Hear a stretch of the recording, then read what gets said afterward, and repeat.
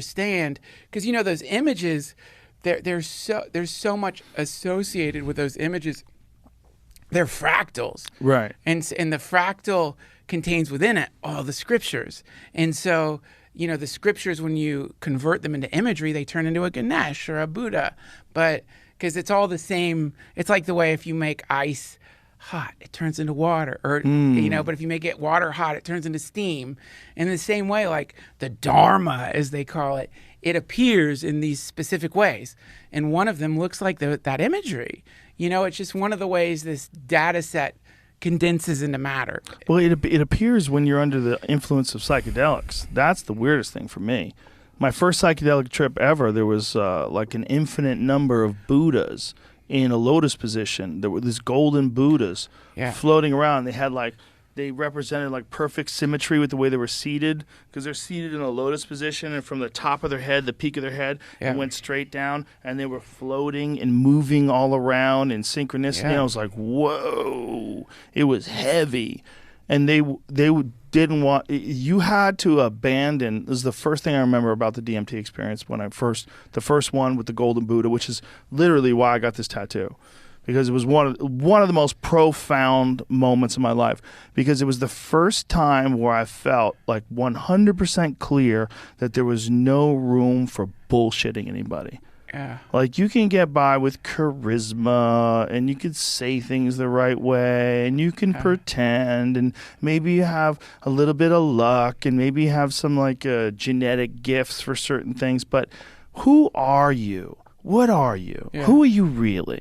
And you get back and you realize, like, oh my God, I'm carrying around all this nonsense for no reason. Yeah. And it don't work on them anyway. Yeah. When you get over there and all those Buddhas were like floating in and around me, they knew I didn't sleep as much as I did. They knew I used my phone more than I say I do. Yeah. They know everything. Yeah.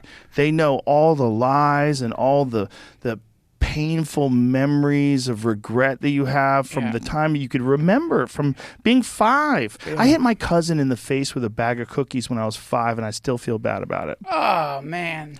I did. I feel bad about it. This is what happened. How big was the bag? It wasn't very big. It's not that. This is what happened. I hit him with the bag, and the cookies went flying. They hit the dirt, and then we couldn't eat the cookies. And I was so mad. He was bigger than me. My cousin was bigger than me. And he was upsetting me. And I remember I just grabbed a cookie bag and fucking swung it out. But when the cookies went flying out, I felt so bad. Yeah. And that was like one of the first times that I'd ever made like an epic mistake, where everybody around me wanted these cookies. Because we were in New Jersey. Yeah. And there was these delis that would make, or bakeries rather, that would make bread. And we'd go with my grandfather all the time to get bread. And we would get cookies and like little pastries. And I would look forward to them so much. But my cousin was fucking with me. And I just wanted to swing on him. And I needed something to hit him with. And I guess I was like 5 years old. But I remember that. Like that kind of thing. Like that kind of regret. Yeah. Like it stays with you. Yeah. Like your whole life. Yeah. Isn't that intense? It's weird. And